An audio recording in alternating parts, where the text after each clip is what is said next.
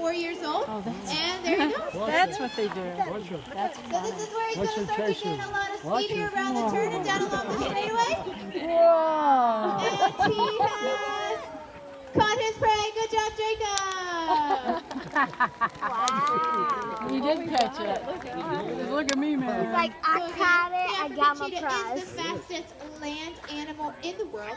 And these guys do have the ability to reach speeds of up 60 or even up to 70 miles an hour at his very top speeds, which is pretty amazing. And they can reach these top speeds in only 3 seconds. So it only takes 3 seconds to reach 70 miles an hour. So even in this relatively small space that is the watering hole, these guys do have the potential to reach some of those really top speeds. Now everything a cheetah has on its body, it basically has to help them run really fast. And one of the things that you may have seen Jacob use, maybe I need to move out of the way here.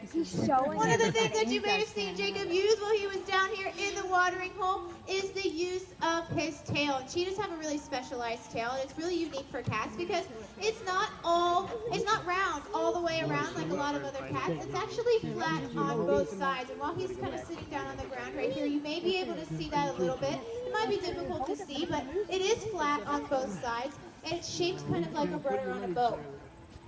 And they use it just like a boat uses its rudder. It's their steering wheel. It's how they turn corners, because if they're chasing an animal out there in the wild, they're not running in a straight line. If these guys are chasing the zebra, that zebra isn't going to run in a straight line. It's going to zig and zag, turn around corners, around trees, do anything that it can to shake that predator chasing them. So of course the cheetah needs to keep up with that, and that's where that tail comes into play. So right in the middle of their stride, when they're running 60 miles an hour, basically they're going to wait for the perfect moment when only one of their feet is on the ground. They're going to spin that tail around their body, and it's going to rotate, pivot them on that one foot, and they're going to be off in another direction in a matter of seconds, so that they can make sure that they are keeping up with that cheetah or that animal that they're chasing.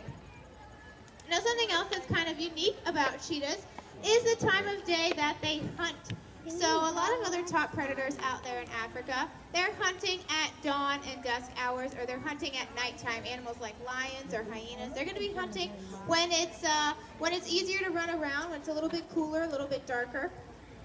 And cheetahs don't want to have to worry about competing with those other top predators. They don't want to have to worry about getting their prey stolen by those other animals. So they choose to hunt at a little bit of a different time, and that time is right in the middle of the day.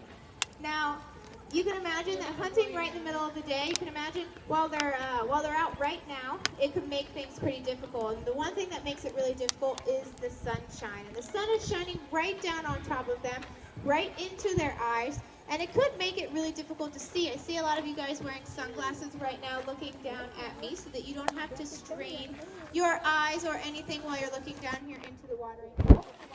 And cheetahs, of course, can't wear sunglasses, but they need to be able to protect their eyes from the sun. And that's why they have those black tear marks that run right down the sides of their face so that they can help reflect the sun away from their eyes so that they can see while they're hunting. They don't miss an opportunity to spot a prey item to go after it.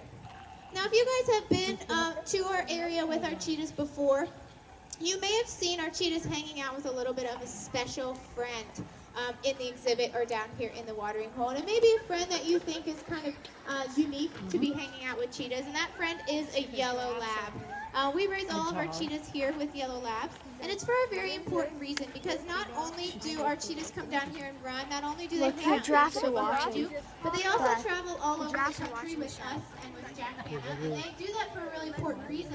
And that reason is to help kind of raise the message of cheetah awareness, to help teach people that cheetahs are an endangered species and that there are things that we can do to help them out there in the wild. So they have a really important job of going out and teaching people about cheetah conservation and what they can do to help. Someone's watching Now, this they show. tend to be pretty skittish cats. They get really nervous in brand new situations. Like I said, they get their prey stolen a lot by all types of other animals out there in the wild.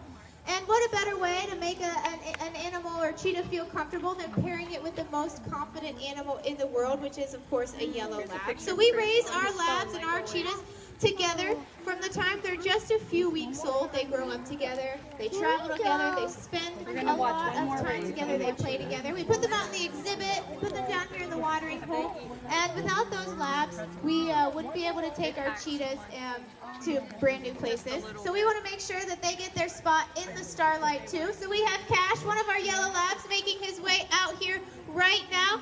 Here he is. He wants to show off what he can do. He thinks he's as fast as a cheetah, but he's not quite as fast. Here we go, cheating a lot around the corner today. Got a little ahead of the prey. There we go. Come on, you can do it.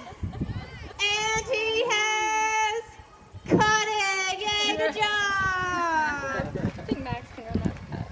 No. So we want to thank you guys so much for hanging out with us here at the watering hole. If you guys feel inspired by seeing our cheetahs, you would like to do something to help endangered cheetahs out in the wild, we have Maggie. It's pink. She's hanging out right behind you at the pink. cheetah exhibit, and she has cheetah bracelets and cheetah pins for sale.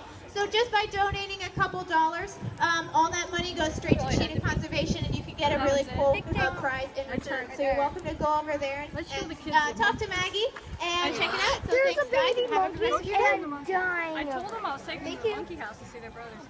I'm gonna watch. Now, if you guys think you get enough of our cheetahs and you want to see more cheetahs running, we are going to be bringing down a second cheetah in just a few moments. We're going to do a training run with him. So he's not part of the actual cheetah run, but we're just working on some behaviors with him. So you're welcome to stick around, check him out. But if not, have a great rest of your day here at the zoo. Ready?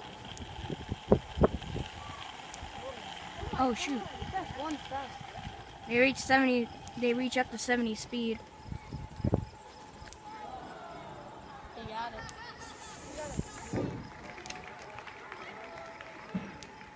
So you guys saw him do a little bit of a short run, because what Moya likes to do is something different every day.